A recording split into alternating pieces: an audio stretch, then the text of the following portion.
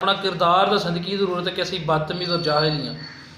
एक बंदा इज्जत नाल तुहानूं रिस्पैक्ट दे के बुला रहा है और वो ड्यूटी सरकार ने लाई है, उन्होंने शौक कोई नहीं कि घरों सवेरे खज्जल होवे शाम तक आके तुहाड़ियां गल्लां सुनन आवे, तुहाड़ी बदतमीज़ी बर्दाश्त करे।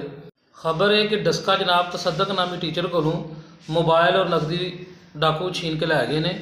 वो कूड़ दे पुत्रो, ये डाकू वही ने जिहड़े हो सकदा उस्तादां दे जनाब क्लास दे बंक करन वाले स्टूडेंट ही होण, जिहड़े वड्डे हो के किसी महकमे च जा नहीं सके तो डकैत महकमे च भर्ती हो गए।